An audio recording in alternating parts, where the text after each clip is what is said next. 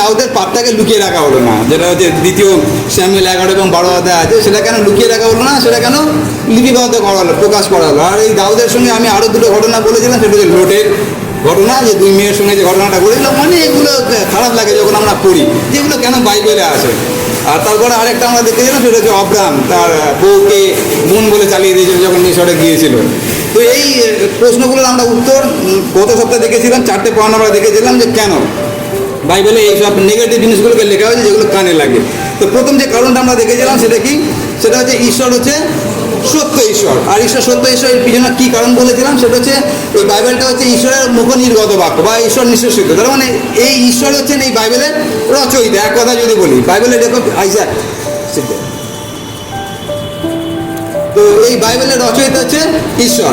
আর যখন ঈশ্বর এই বাইবেলের রচয়িতা, যার চারিত্রিক গুণাবলী বলেছে তিনি সত্য ঈশ্বর, তিনি কিভাবে মিথ্যা কথা বলতে পারেন? আর মিথ্যা কথা মানে কি? মিথ্যা কথা মানে শুধু মিথ্যা কথা বলাকে মিথ্যা কথা বলে না, সত্যকে গোপন করাকেও মিথ্যা কথা বলা হয়। তার মানে যে ঘটনাটা ঘটেছে, যে সত্য ঘটনা ঘটেছে, সেটাকে ঈশ্বর কিভাবে গোপন করতে পারেন। আর সেই জন্য ঈশ্বর ওটাকে প্রকাশ করে দিয়েছেন বাইবেলে, তার কারণ এটা তার নিজের লেখা, এটা ঈশ্বরের মুখ নির্গত বাক্য। আর সেই জন্য সেটা দাউদ করুক বা অব্রাহাম করুক বা লোট করুক, যেই করুক না কেন, ওটা অবশ্যই লিপিবদ্ধ হতে হবে। তার কারণ তিনি সত্য ঈশ্বর আছেন, তিনি মিথ্যা কথা বলতে পারেন না, তিনি সত্যকে কখনো ধামাচাপা দিতে পারেন না, যেটা দাউদ চেষ্টা করেছিলেন, সেটা আমরা বলছিলাম সাথে দিয়ে মাছ ডাকার চেষ্টা করেছিলেন, কিন্তু ঈশ্বর সেটা কখনোই করেন না। আর সেই জন্য আমি একটা গল্প বলেছিলাম, সেটা যে ব্যয়, আপনাদের মনে আছে ওই ব্যয় গল্পটা মানেটা কি, যাতে কোনো কিছু বলতে না হয়, তখন সত্যটা যাতে উদ্ঘাটিত না হয়। আর তারপর সে সত্যি কি বলবো জিতে গিয়েছিল শুধু ব্যয় বলে। তো এটা আমরা গল্পটা ডিটেলে যাচ্ছি না, যারা গত সপ্তাহে ছিলেন তারা জানেন। তো প্রথম যেটা কি, সেটা হচ্ছে ঈশ্বর হচ্ছে সত্য ঈশ্বর, সেই জন্য এটা বাইবেলে লেখা হয়েছে। দ্বিতীয় আমরা যে কারণটা দেখেছিলাম সেটা কি, সেটা হচ্ছে একজনও ধার্মিক নেই। এই কথা বলার মানেটা কি, সেটা হচ্ছে আমরা রোমীয় 3:23 থেকে দেখেছিলাম, সকলেই পাপ করে আছে এবং ঈশ্বরের গৌরবহীন হয়ে আছে। আর এই কথার মধ্যে পুরাতন নিয়মে যত চরিত্র আছে সবাই এই কথার মধ্যে অন্তর্ভুক্ত আছে, সেটা দাউদ হোক, সেটা অব্রাহাম হোক। তার মানে দাউদ যদি সেই আমাদেরই মতন একজন পাপী আছে, যে রোমীয় 3:23 যার কথা উল্লেখ করা হয়েছে, তাহলে এমন এটা কি বড় বিষয় আছে যে দাউদ পাপ করে সেটাকে গোপন করতে হবে? বুঝতে পারছি আমি কি বলতে চাইছি? তো দাউদ একটা আমাদের মধ্যে পাপী মানুষ আছে, সেটা তিনি পাপ করেছেন, তো সেটাকে এমন কিছু বড় বিষয় নেই, সেটাকে গোপন করতে হবে, তো সেখানে প্রকাশ করা হয়েছে। কেন গোপন করার কোনো বিষয় নেই। আর আমি গতবার যেটা বলছিলাম সেটা কি, সেটা আমরা পাপ করছি বলে আমরা পাপী হচ্ছি না, আমরা পাপ করার জন্য কেউ পাপী হই না। তার কারণ নিষ্পাপ শিশুরা তারা নিষ্পাপ বলি আমরা, তো তাদেরকে আমরা পাপী বলছি। কেন পাপী বলছি? তার কারণ তারা যে কিছু পাপ করেছে সেই জন্য পাপী না, পাপী বলে আমরা পাপ করছি। আর আমি আপনাদেরকে উদাহরণ দিচ্ছিলাম যে কয়লাকে ধুলে কালো রং বেরোবে, যতক্ষণ ধুই না কালো রং বেরোবে। তার মানে কালো রং বেরোচ্ছে বলে ওটা কয়লা না, নোংরা জামা কাপড় ধুলে কালো রং বেরোবে, তার মানে ওটা কয়লা বলেই কালো রং বেরোচ্ছে। একই রকমভাবে আমরা পাপী বলেই পাপ করি, দাউদ পাপী বলেই পাপ করেছে, আমরা পাপী বলেই আমরা পাপ করছি, সুতরাং এটাকে লোকানোর কোনো বিষয় নেই। আর এখান থেকে যে পয়েন্ট আমি বলেছিলাম, সেটা ইব্রিয় 7 লেখা আছে, সেটা কি একজনই আছে যে ধার্মিক, যে নিষ্কলঙ্ক, সেটা প্রভু যীশু খ্রিস্ট। তার বাইরে আর যে কেউ আছে, পুরাতন নিয়মে যত চরিত্র থাক না কেন, যদি সেগুলো সত্যি ধার্মিক হতে পারতো কাজের দ্বারা, তাহলে প্রভু যীশুর আসার কোনো দরকার ছিল না। আর সেই জন্য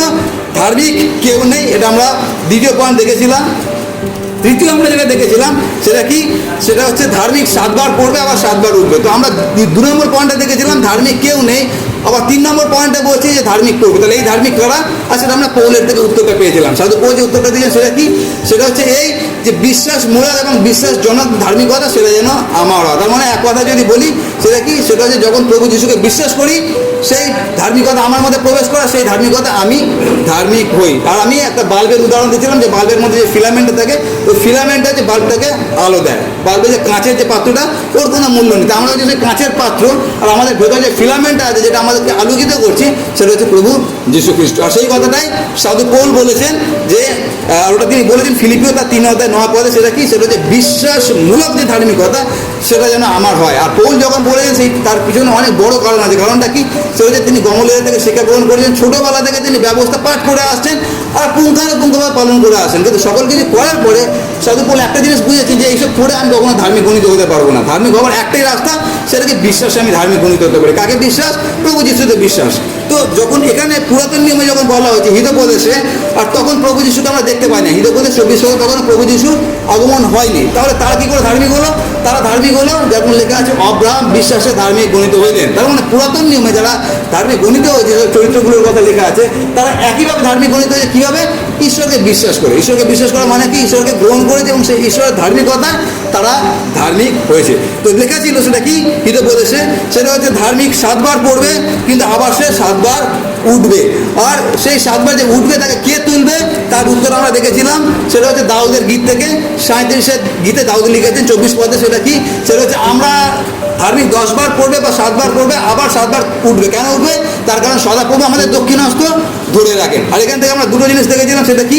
সেটা হচ্ছে দাউদের মতো ধার্মিক যদি স্লিপ খেতে পারে, যদি পড়তে পারে, তাহলে আমরা কোন ছাড় আছি? আমরা পড়বই পড়বো, গ্যারান্টি।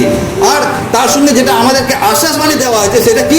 সেটা হচ্ছে আমরা পড়বো তো নিশ্চিত, কিন্তু তার সঙ্গে আমাদেরকে তোলার জন্য একজন আছে। আর সেই জন্য গত সপ্তাহে আমাকে একজন বলছিলেন যে একজন আছে, সেইটাকে যেন অজুহাত হিসেবে না নিয়ে নিই। এটা একটা খুব বড় একটা বিষয় আছে। সেটা কি?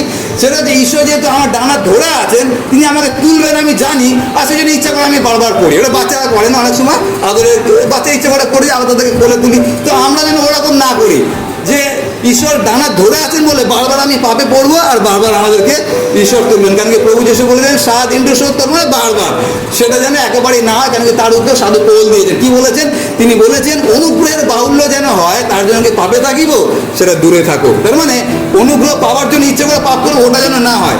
তার কারণ ঈশ্বর আমাদের অন্তঃকরণ দেখেন। ঈশ্বর যদি জানেন যে আমি জেনে বুঝে এটা করছি, তাহলে হাত ধরাতে দূরের কথা, ওখানে তিনি রেখে দেবেন বা ওতে আরও বেশি গর্তে আমাদেরকে তিনি ফেলে দেবেন। তো সেই জন্য আমরা যেন ওটাকে অজুহাত করে না আনি। কিন্তু শিক্ষাটা কি আছে? শিক্ষাটা হচ্ছে ধার্মিক পড়ে যায় কিন্তু ঈশ্বর তাকে আবার তোলেন। ঈশ্বর কখন তোলেন? যখন তার অন্তঃকরণ দেখেন। দাউদকে তোলার পিছনে কারণ আছে, সেটা আমরা পরবর্তীকালে দেখবো কেন দাউদকে তোলা হয়েছিল।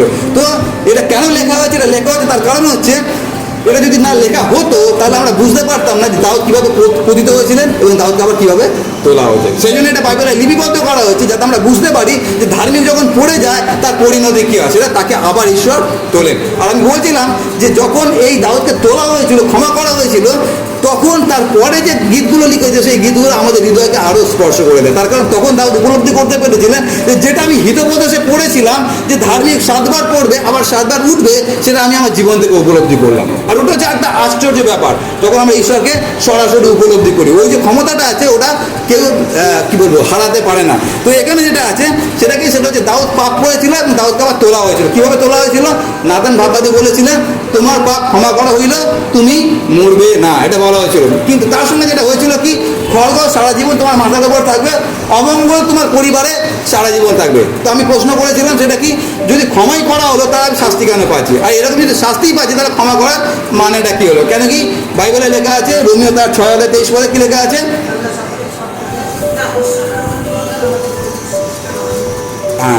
পাপের বেতন মৃত্যু, কিন্তু ঈশ্বরের অনুগ্রহ দান আমাদের প্রভু যীশু খ্রিস্টের অনন্ত জীবন। আর সেই অনুগ্রহ দান দাউদকে করা হয়েছিল। অনুগ্রহ বলা হয়েছিল তোমাকে আমি ক্ষমা করে দিলাম, কিন্তু তলোয়ার বা খড়গ সবসময় তোমার মধ্যে মাথার উপর থাকবে আর অমঙ্গল সারা জীবন তোমার পরিবারে থাকবে। সুতরাং অমঙ্গলই যদি থাকলো, যদি খড়গই আমার মাথার উপর থাকলো, তাহলে ওই রকম ক্ষমার আমার দরকারটা কী আছে বা এটা কেন? তার পিছনে কারণটা কি? 4 নম্বর কারণ আমি বলেছিলাম। সেটা কি? সেটা হচ্ছে ঈশ্বর হচ্ছে ন্যায়বান ঈশ্বর। আচ্ছা, ন্যায়বান ঈশ্বর, তার দৃষ্টিতে দাউদ যেরকম আমরাও সেরকম। তার কাছে কোনো কিছু পার্সোনালিটি নেই, মুখাপেক্ষা নেই। আর আমি যেটা বলেছিলাম সেটা কি? সেটা হচ্ছে ঈশ্বর যখন ন্যায়বান ঈশ্বর বা ঈশ্বর যখন ন্যায়ের ঈশ্বর, সেই ন্যায়ের যে চারিত্রিক গুণাবলী কি বা ঈশ্বরের চারিত্রিক গুণাবলী, এটা কি? দুটো জিনিস আমরা দেখেছিলাম।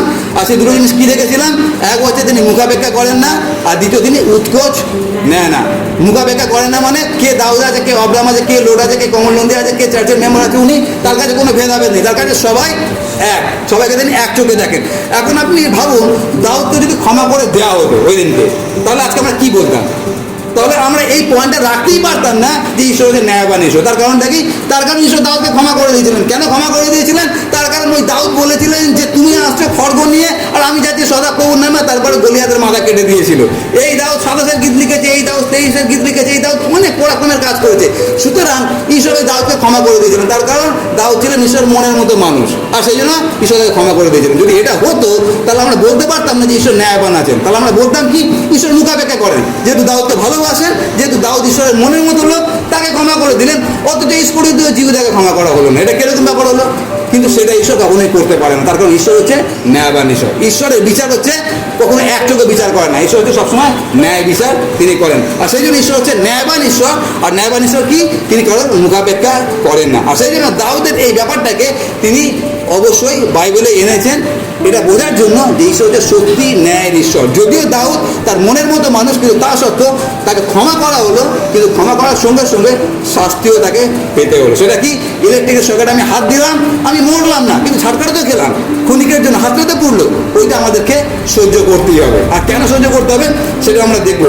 আর দ্বিতীয় যেটা দেখেছিলাম সেটা হচ্ছে ঈশ্বর উৎকোচ লন না। আর এই উৎকোচ লন না আমরা বাইবেল স্টাডিতে কিছুদিন আগে দেখছিলাম যে কারা ঈশ্বরের দিয়ে বাস করে, যারা উৎকোচ লন না। আর এই উৎকোচ ঈশ্বর নেন না। আর আমাদের যদি জগতের যদি সিস্টেম দেখি, উৎকোচ ছাড়া এখনকার দিনে কোনো কাজ হয় না। কারণ সেই দিনকে আমাদের বাইবেল স্টাডিতে একজন বলছিল যে তার পাসপোর্টের ব্যাপারে পুলিশ যখন ভেরিফিকেশনের জন্য আসলো, পুলিশ ভেরিফিকেশনে কেন এসছে, আপনি কোন অ্যাড্রেসে থাকেন, আপনার কাগজপত্র ঠিক আছে নাকি, ওটা নিয়ে ওদের কোনো মাথা ব্যথা নেই।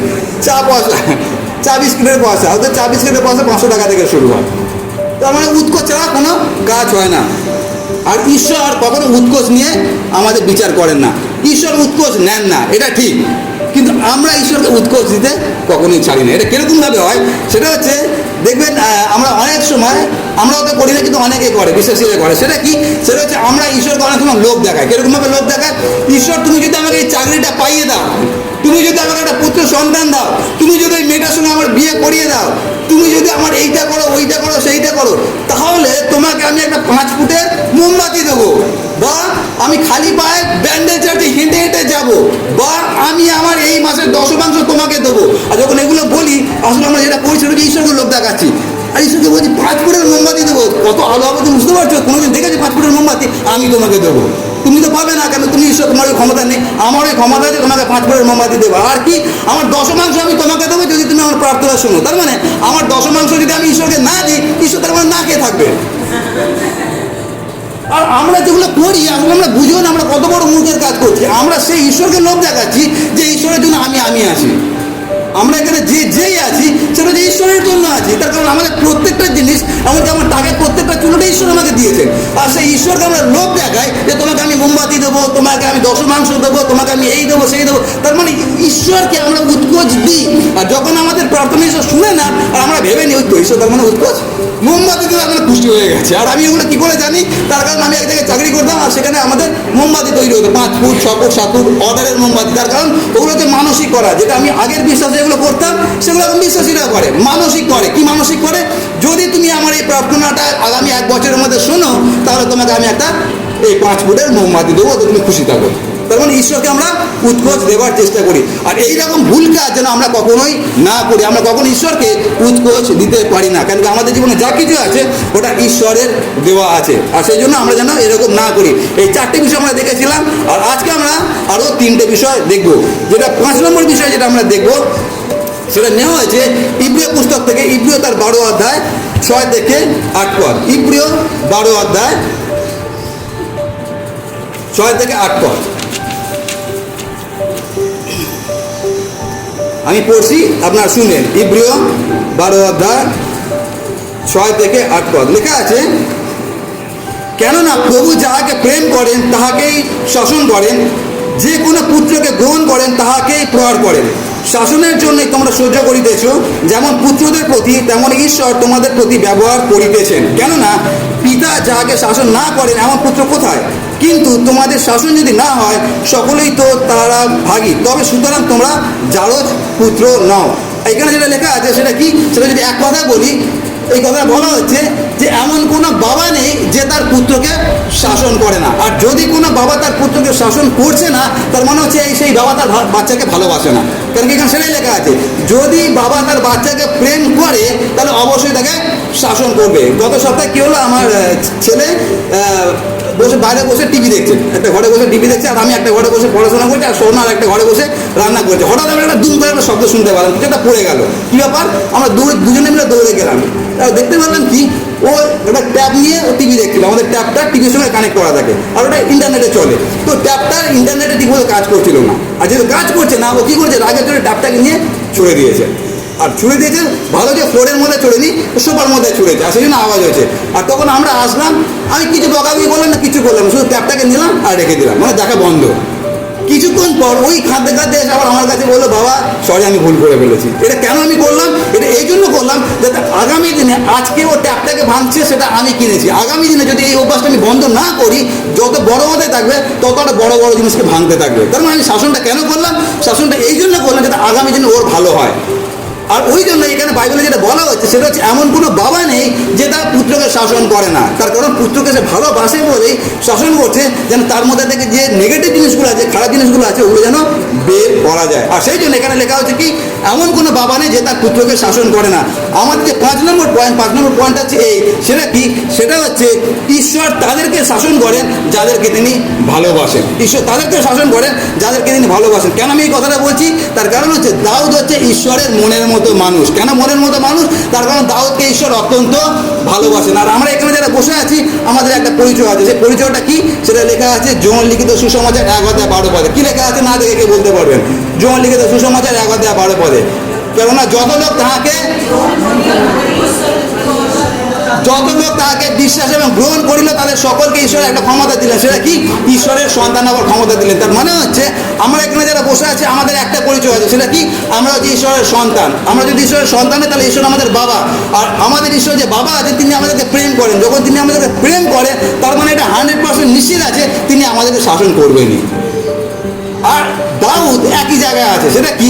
সেটা হচ্ছে দাউদ হচ্ছে ঈশ্বরের মনের মতো মানুষ, তাকে ঈশ্বর অত্যন্ত প্রেম করেন। তাহলে সেই দাউদ যখন ভুল করছে, তাহলে ঈশ্বর কেন তাকে শাসন করবে না? কেন শাসন করছেন? তার পিছনে কারণটা কি? তার কারণ তার মধ্যে যে ভুলটা পাওয়া গেছে, ওখান থেকে তাকে যেন আবার পরিষ্কৃত করা হয়, সেই জন্য তাকে শাসন করা হচ্ছে। আর এই শাসন করার পিছনে একটা বড় কারণ আছে। আপনারা যদি দেখেন, যখন কনানীয়দের জীবন যদি দেখেন, কনানীয়দের জীবন হচ্ছে এমন একটা জীবন যেটা আমরা কলকাতায় দেখি।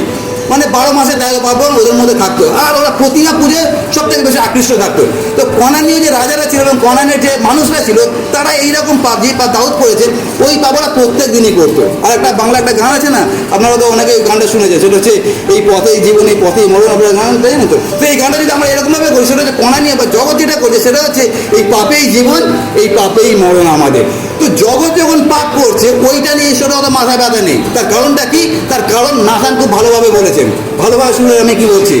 জগৎ যদি পাপ করছে, একই পাপ যেটা দাউদ করেছে, ওর থেকে কত ভয়ানক পাপ হয়তো জগৎ করছে বা বিজাতি ওরা করছে, ওই নিয়ে ঈশ্বরের কোনো মাথা ব্যথা নেই।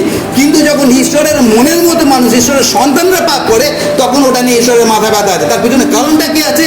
কারণটা নাথান বাপ্পাদি খুব ভালোভাবে বলেছেন। 2 শামুয়েল 12:14 কি লেখা আছে? কে বলবেন? 2 শামুয়েল 12:14 আমি পড়ছি, আপনারা শুনলেন। লেখা আছে, কিন্তু এই কর্ম দ্বারা, এটা নাথান বাপ্পাদি বলছেন দাউদকে, কিন্তু এই কর্ম দ্বারা আপনি সদাপ্রভুর শত্রুগণকে নিন্দা করিবার বড়ই সুযোগ দিয়েছেন। বুঝতে পারছেন আমি কি বলতে চাইছি? যখন ঈশ্বরের সন্তানরা পাপ করে, তখন যে ব্যাপারটা হয়, সেটা হচ্ছে সরাসরি কলঙ্কটা বা আঙুলটা ঈশ্বরের দিকে ওঠে। কেন ঈশ্বরের দিকে ওঠে? তার কারণ তিনি তার পরিচয় আমাদেরকে দিয়েছেন যে তিনি আমাদের বাবা আর আমরা তার ছেলে মেয়ে। যখন আমরা পাপ করছি, সঙ্গে সঙ্গে দোষটা কার ঘাড়ে যাচ্ছে? সেটা হচ্ছে ঈশ্বরের ঘাড়ে যাচ্ছে। আর আমরা শত্রুদেরকে সুযোগ করে দিচ্ছি সে ঈশ্বরকে যেন লজ্জিত করতে পারে। আর ওটা নাথান বাপ্পাদি বলেছিলেন যে আপনাকে শাস্তি পেতেই হবে। কেন পেতে হবে? তার কারণ আপনি যে কাজটা করেছেন, ওর দ্বারা আপনি শত্রুদেরকে ঈশ্বরকে নিন্দা করার সুযোগ করে দিয়েছেন। আমরা যখন পাপ করছি, আমরা যখন ভুল করছি, তখন আমরা একটাই কাজ করি, যিশুকে নিন্দার পাত্র আমরা করে দিই। সেই জন্য জগৎ যখন পাপ করছে, ওটা নিয়ে ঈশ্বরের কোনো মাথা ব্যথা নেই। তার কারণটা কি? তার কারণ জগতের জন্মই হয়েছে পাপে, তারা বাঁচছেই পাবে, তারা মরবেই পাবে। কারণ কি? তাদের ওইটাই গান, পাপেই জীবন পাপেই মরণ। কিন্তু আমরা যারা বিশ্বাসী আছি, আমাদের ক্ষেত্রে ওটা নয়। তার কারণটা কি? তার কারণ ঈশ্বর আমাদেরকে পবিত্র আহ্বান করেছেন। আর সেই জন্য আমরা যখন পাপ করছি, ওটা ঈশ্বর অবশ্যই আমাদেরকে শাস্তি দেন। কেন শাস্তি দেন? তার পিছনে কারণটা কি? শাস্তি এই কারণে দেন যে যেই নোংরা জিনিসটা, যেই কালিমাটা আমার মধ্যে দেখা গেছে, ওখান থেকে যেন আমাকে উদ্ধার করতে পারে। মানে যখন আমাদের বইয়ের মধ্যে কোনো কালো দাগ লেগে যায়, বা বাচ্চারা যখন পেন্সিল দিয়ে লেখে যদি ভুল হয়ে যায়, ওটা রাবার দিয়ে মুছে দেয়। কেন মুছে দেয়? যেন আবার ওটাকে সুন্দর করে লেখা হয়। একই রকমভাবে ঈশ্বর আমাদেরকে কেন শাস্তি দেন? যাতে আমাদেরকে পরিষ্কার করা হয়। সেদিনকে দাউদকে কেন শাস্তি দেওয়া হয়েছিল? যাতে দাউদকে পরিষ্কার করা হয়। এটা কেন লেখা হয়েছে? আমরা যেন জানতে পারি, কি জানতে পারি? যে ঈশ্বর যাকে প্রেম করে তাকে শাস্তিও দেন। যদি এটা লেখা না হতো, তাহলে আমরা বুঝতে পারতাম না। কেন কি? দাউদের শুরু থেকে শেষ পর্যন্ত দারুণ একটা ঘটনা, সেখানে কোনো স্পট নেই। এখন যদি এটাকে যদি লেখা না হতো, তাহলে আমরা এটা বুঝতে পারতাম না। আর সেই জন্য এটা লেখার দরকার ছিল, যাতে আমরা বুঝতে পারি যে ঈশ্বর তাদেরকে শাসন করেন যাদেরকে তিনি প্রেম করেন। দাউদকে যদি তিনি ভালোবাসতেন, আর সেই জন্য দাউদকে তিনি শাসন করেছিলেন। 6 নম্বরটা কি? আর 6 নম্বরটা হচ্ছে এইরকমভাবে, সেটা হচ্ছে বাইবেলে কেন এটা লেখা হয়েছে, তার কারণ হচ্ছে বাইবেল হচ্ছে ঐতিহাসিক বই। আর যেটা আমরা বাইবেল কলেজে আমরা একটা কথা বলি জোরে সহকারে, সেটা হচ্ছে যিশু হচ্ছেন ঐতিহাসিক ফিগার। আর এটা কেন, তার কারণ হচ্ছে আমরা আজকে প্রার্থনায় নিয়ে এসেছি কেন প্রভু যিশু হচ্ছেন ঐতিহাসিক, বা বাইবেলটা কেন ঐতিহাসিক, তার কারণ হচ্ছে, আর তার আগে আমি বলি যে ইতিহাস এবং কাল্পনিকের মধ্যে পার্থক্য সেটা আমরা সবাই জানি, কোনটাকে আমরা ইতিহাস বলবো, কোনটাকে আমরা কাল্পনিক বলবো বা পৌরাণিক বলবো। আর আমি কেন জানি, তার কারণ আমি অন্য বিশ্বাস থেকে আসছি। আগে আমি যা কিছু করতাম ওগুলো কাল্পনিক জিনিসের পিছনে আমরা দৌড়াতাম, পৌরাণিক জিনিসের পিছনে আমরা দৌড়াতাম। তো সেগুলো কি, সেগুলো কল্পনা থেকে বেরিয়েছে, কারোর মাথা থেকে গল্পের আকারে লিখেছে, আর সেইগুলো বছরের পর বছর মানুষ শুনতে শুনতে এমন একটা বিশ্বাসে চলে এসছে যে কল্পনা জিনিসটা তারা বাস্তবে নিয়ে চলে এসছে, কিন্তু ওটা বাস্তব না, ওটা কখনই ঘটেনি, ওটা কোনো একদিন কল্পনা করে লিখেছেন, ওগুলো কাল্পনিক। পৌরাণিক কি, যেটাকে আমরা ইংরেজিতে বলি লিজেন্ড, যেমন হারকিউলিস যে বইগুলো আছে আমরা দেখেছিল, হারকিউলিস, আকিলিস, দারুণ লাগে বইগুলো। আর ওই নায়কগুলোকে দেখি দারুণ ব্যাপার ওদের, ওদের মধ্যে কোনো ভুল আমরা দেখতে পাই না। এগুলো কি আছে, এগুলো লিজেন্ড আছে, এগুলো হচ্ছে পৌরাণিক ঘটনা আছে, এগুলো শুনে বাস্তবের কোনো সম্পর্ক নেই। কিন্তু যখন আমরা বাইবেলে দেখি, বাইবেলের মধ্যে কাল্পনিক কোনো কিছু নেই, পৌরাণিক কোনো কিছু নেই, ওর মধ্যে কোনো লিজেন্ড নেই, ওর মধ্যে যেটা আছে সেটা কি, সেটা হচ্ছে বাস্তবটাকে লিপিবদ্ধ করা হয়েছে। আর এই জন্য বাইবেল হচ্ছে একটা ইতিহাসের বই। আর বাইবেলের ইতিহাসটা কি, বাইবেলের হচ্ছে এক কথা ইতিহাস, যেটা আমি এরকমভাবে বলি। এক কথা ইতিহাসটা কি, সেটা হচ্ছে ঈশ্বর মানুষকে তৈরি করলেন, মানুষ পাপ করলো, সেই পাপ থেকে উদ্ধার করার জন্য আরেকটা পরিকল্পনা করলেন, যীশুখ্রিস্টকে পাঠানো হলো, যীশুখ্রিস্ট আসলেন, আমাদেরকে উদ্ধার করলেন, আবার তিনি দ্বিতীয়বার আসবেন। এক কথায় পুরো ইতিহাসটা শেষ হয়ে গেল। তো বাইবেলটা কি, বাইবেলটা হচ্ছে একটা ইতিহাস। আর যখন ইতিহাস, ইতিহাস কাকে বলে, ইতিহাস তাকে বলে যা কিছু ঘটছে ভালো বা খারাপ যখন লিপিবদ্ধ করা হয় ওটাকে ইতিহাস বলে। ইতিহাস হচ্ছে পরিকল্পনা করে কোনো কিছু লেখা হয় না, ঠিক আছে, কমল নন্দী ভালো ভালো কাজ করছে এগুলো লেখাও, আর তারপরে যখন পাবে প্রতিদল ওদেরকে ডিলিট করে দাও। ইতিহাস ওইটা করবে না, ইতিহাস কী করবে, যেটা ঘটছে হুবহু ওইটাকেই লেখা, আর সেই জন্য সেটাকে বলা হচ্ছে ইতিহাস। তো বাইবেল হচ্ছে ইতিহাস, কিসের ইতিহাস, সেটা হচ্ছে মানুষের সঙ্গে ঈশ্বরের সম্পর্কের ইতিহাস, সৃষ্টির ইতিহাস, পুনরুত্থানের ইতিহাস। আর কেন এটাকে আমরা ইতিহাস বলি, তার পিছনে একটা বড় কারণ আছে। আর কারণটা কি, আজকে আমরা প্রার্থনায় দেখেছি, সেটা হচ্ছে ইসরায়েল এবং প্যালেস্টাইনের যুদ্ধ আমরা জানি। আর এই মুহূর্তে ইসরায়েলের যে রাজা আছেন তার নাম কি, নেতানিয়াহু। আর সেই যে রাজা যিনি বসে আছেন আজকে, নেতানিয়াহু, যার নাম ওই গদিতে কোনো একদিন প্রথমবার যিনি বসেছিলেন তার নাম কি ছিল, তার নাম কি ছিল, ওই গদিতে প্রথমবার যিনি বসেছিলেন তার নাম শাউল রাজা। শাউলের পর দাউদ, দাউদের পর সলোমন, সলোমনের পর এখন নেতানিয়াহু। আমি যেটা বলতে চাইছি সেটা হচ্ছে, প্রথম হচ্ছে যে ইসরায়েল প্যালেস্তাইনের যে যুদ্ধ হচ্ছে, এই ইসরায়েল প্যালেস্তাইন আসলো কোথা থেকে, তার অস্তিত্ব কোথায়, অস্তিত্ব হচ্ছে এখানে। আর এই ইসরায়েল জাতির অস্তিত্ব কোথা থেকে আসলো, সেটা হচ্ছে কোনো একজনকে ডাকা হলো যার বাড়ি ছিল উর দেশে, আর বলা হলো তুমি তোমার জ্ঞাতি কুটুম্ব ত্যাগ করে আমি যে দেশ দেখাই সেই দেশে তুমি চলো। আর তিনি সেখান থেকে চলতে শুরু করলেন, তারপরে কনান দেশে আসবেন। তার নাম কি, তার নাম হচ্ছে অব্রাহাম। আর তারপরে সেই অব্রাহামকে আশীর্বাদ করা হলো যে তোমার বংশকে আমি এমন আশীর্বাদ করবো যে তোমার বংশের মাধ্যমে সারা পৃথিবীর প্রত্যেকটা বংশ আশীর্বাদ প্রাপ্ত হবে। আর সেইখান থেকে হচ্ছে ইসরায়েল জাতির সূত্রপাত শুরু হলো। আর তারপরে অব্রাহাম থেকে ইসাক, ইসাক থেকে যাকব, আর ইসরায়েল জাতির প্রাদুর্ভাব ঘটলো। সেই ইসরায়েল জাতির সঙ্গে এখন পলেস্তীয়দের, যেটা আমরা পলেস্তীয় পড়ি, পলেস্তীয়দের এখন যুদ্ধ হয়েছে। তার মানে আমি যেটা বলতে চাইছি সেটা হচ্ছে বাইবেলকে আমরা কেন বলি না যে কাল্পনিক, কেন বলি না পৌরাণিক, তার কারণ বাইবেলের ভিত্তি এখনো পর্যন্ত ঘটছে। সেটা কি, ইসরায়েল প্যালেস্টাইনের প্রত্যেকটা যে জিওগ্রাফিক্যাল যে ঘটনাগুলো আছে, প্রত্যেকটা ঘটনা আমরা বাস্তব দেখতে পাচ্ছি। আর সেই জন্য বাইবেলকে কেউ কখনো এটা বলতে পারবে না যে এটা হচ্ছে কাল্পনিক, তার কারণ এর বাস্তবতা আছে। আর এই যেই গদিতে আজকে নেতানিয়াহু বসে আছে, সেই গদিতে প্রথম যিনি বসেছিলেন তার নাম হচ্ছে শাউল রাজা, দ্বিতীয় যে রাজা ছিলেন তার নাম হচ্ছে দাউদ রাজা, তৃতীয় যে রাজা ছিলেন তার নাম হচ্ছে সলোমন রাজা। তারপরে আমরা পড়তে পড়তে যাই, আর তারপরে সেটা এসে এখন কোথায় শেষ হচ্ছে, সেটা হচ্ছে নেতানিয়াহুতে শেষ হচ্ছে। তার মানে আমরা যদি ল্যাস ধরতে ধরতে যাই, ঘুরে ফিরে আমরা সেই বাইবেলে গিয়ে আটকাবো। আর ওই জন্য হচ্ছে বাইবেল হচ্ছে ঐতিহাসিক বই। আর একটা জিনিস, আমরা জিনিস দেখে যখন আমরা বাচ্চাদেরকে নোহে জাহাজ সম্বন্ধে শেখাই, আর যখন এটা আমরা অন্য লোকের কাছে বলি, এটা মনে একটা গল্প কথা, কি একটা জাহাজ বানালো, জাহাজের মধ্যে 8 জন ঢুকে গেল, সেখান থেকে আবার পৃথিবী তৈরি হলো, বাচ্চা বলানো গল্প আছে, আমরা এরকম ভাবি। কিন্তু ওই নোয়ের জাহাজটা যেখানে আটকে ছিল, আমরা জানেন তো কোথায় আটকে ছিল, অররাতে, মাউন্ট আরারাট মাউন্টেন, ওখানে আটকে ছিল। ওই অররাতে মাউন্টেন ওটা এখনো পর্যন্ত আছে, যে চূড়ার মধ্যে আটকে ছিল সেটা এখনো পর্যন্ত আছে। তার বর্তমান নাম কি, সেটা তুর্কি।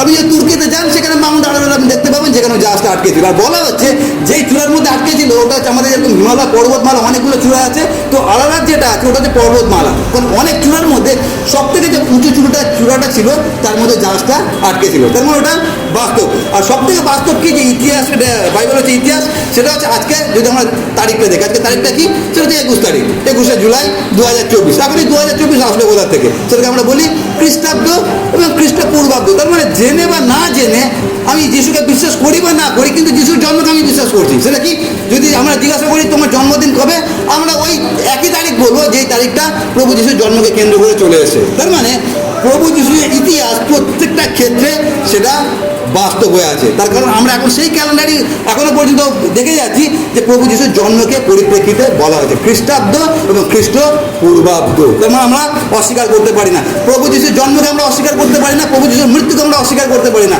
আপনারা যদি যিশু সম্বন্ধে আর্গুমেন্ট দেখেন, কেউ বলেনি যে প্রভু যিশুর কোনো অস্তিত্ব ছিল না।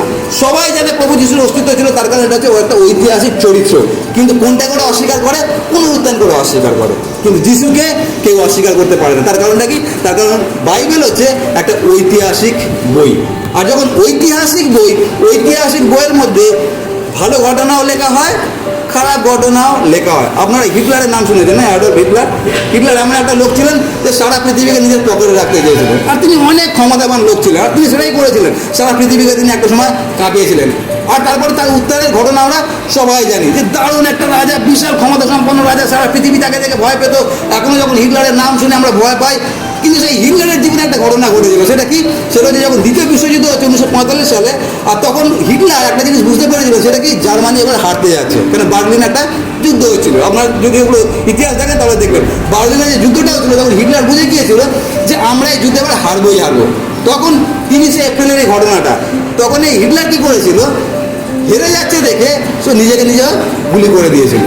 তার মানে যেই রাজার এরকম উত্থান, যে সারা পৃথিবীকে ভয় দেখিয়েছিল, সেই রাজাকে আজকে আত্মহত্যা করতে হলো। তার মানে তার উত্থানের কথা যেমন ইতিহাসে লেখা আছে, তার একটা খারাপ ঘটনাও ইতিহাসে লেখা আছে। ইতিহাস কোনো কিছু গোপন করে না। দাউদের যখন এই ঘটনাটা লেখা আছে যে তিনি পাথর দিয়ে একটা গলিয়াতকে মেরে দিলেন, তার মুন্ডু কেটে দিলেন তার নিজের সোট দিয়ে, তাহলে সেই দাউদ যখন পতিত হচ্ছে সেটা কেন লেখা হবে না? তার কারণ এটা ইতিহাস আছে। আর সেই জন্য বাইবেলে কোনো কিছুকে গোপন করা হয় না। আর এটা হচ্ছে 6 নম্বর পয়েন্ট। 7 নম্বর পয়েন্টটা কি?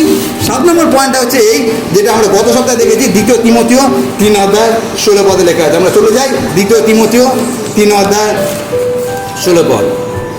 আর লেখা আছে এরকমভাবে, 2 তিমথিও 3:16 আমি পড়ছি, আপনারা শুনবেন। ঈশ্বর নিঃশ্বাসিত প্রত্যেক শাস্ত্রলিপি আবার কিসে লেখা আছে?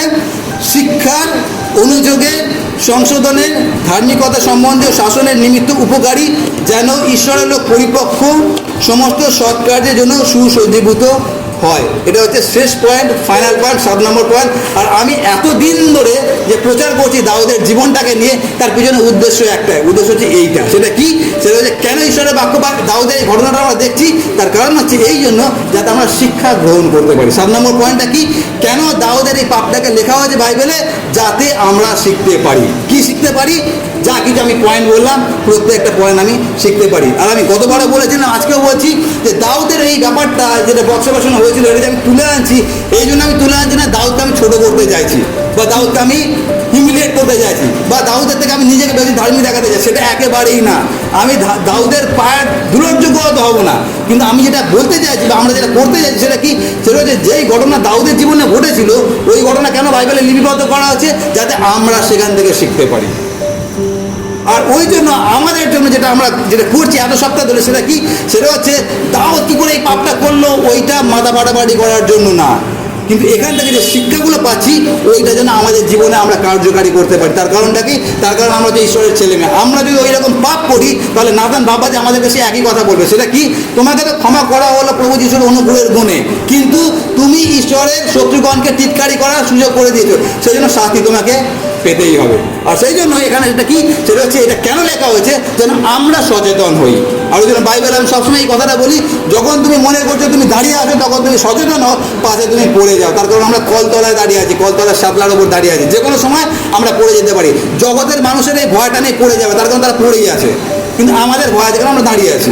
আর সেই জন্য আমরা যেন সচেতন হই যখন আমরা এই শিক্ষাটা পাচ্ছি, কেন যাতে আমরা শিক্ষা গ্রহণ করতে। এখানে কী লেখা আছে, প্রত্যেকটা শাস্ত্রলিপি কেন লেখা হচ্ছে, সেটা হচ্ছে শিক্ষার জন্য, অনুযোগের জন্য, এবং পরের কথা যেটা আছে সংশোধনের জন্য। আর এই কথাটা আমি বলছিলাম, সংশোধন কি, সোনাকে যখন আগুনের মধ্যে থেকে নিয়ে যাওয়া কেন, যাতে খাড়টাকে সেখান থেকে বের করা। আমাদেরকে যখন ঈশ্বর শাসন করেন, কেন শাসন করেন, আপনাদের বাড়িতে যাদের বাড়িতে ওয়াশিং মেশিন আছে, আপনারা দেখবেন যখন ওই মেশিনটা চলে কীভাবে চলে। বা যদি আপনার হাতে কাপড় কাচে, যদি আপনারা কোনো ধোবি ঘাটে যান, দেখবেন কীভাবে কাপড় কাচে, পাচার। হ্যাঁ, আর যখন ওই পাচারটা মারে, ভাবুন ওই কাপড়টা যদি আপনি আছেন বা আমি আছি, কীরকম হতে পারে। ধোবি আমাকে ধরে ধরে আচার মারছে, কীরকম লাগতে পারে আমার। কিন্তু আচারটা কেন মারছে, যাতে আমার মধ্যে যে ময়লাটা পরিষ্কৃত হতে পারে। তার মানে যখন আচার মারছে তখন খুব ঘা লাগছে, তখন খুব ব্যথা লাগছে, কিন্তু আমি যদি সহ্য করি, যেটা হবে সেটা ধবধবে সাদার মধ্যে আমাকে ঝোলানো হবে। তো এখানে যেটা লেখা আছে সেটা একই রকম লেখা হয়েছে। কেন ঈশ্বর আমাদেরকে শাসন করেন, যাতে আমাদেরকে তিনি পরিষ্কৃত করতে পারেন, সংশোধন করতে পারেন, আমাদেরকে যেন ফিল্টার করতে পারেন, সেই জন্য তিনি আমাদেরকে শাসন করেন। আর সেই জন্য আমরা যা কিছু করছি কেন, শিক্ষা গ্রহণ করার জন্য। কেন শিক্ষা গ্রহণ, যাতে আমরা সংশোধিত হতে পারি। তারপরে কি লেখা আছে, ধার্মিকতা সম্বন্ধীয় শাসনের নিমিত্ত, যে শাসনের কথা আমি এক্ষুনি বললাম। আর তারপরে কেন লেখা আছে, এইসব শাসনের কেন দরকার আছে, লেখা আছে যেন ঈশ্বরের লোক, কি লেখা আছে, তার মানে আলটিমেট কারণটা কি আছে, ঈশ্বর চান যেন আমরা পরিপক্ক হই, আমরা যেন ম্যাচিওর হই। আর এই পরিপক্কতা আমাদের মধ্যে খুব কম আছে। আমরা অল্পতেই ক্ষুণ্ণ হয়ে যাই, অল্পতে আমাদের মন খারাপ হয়ে যায়, অল্পতে আমরা ভেঙে পড়ি, সব কিছু অল্পতে আমরা ঠুনকো হয়ে গেছি, আমরা কাঁচের পাত্রের মতো হয়ে গেছি।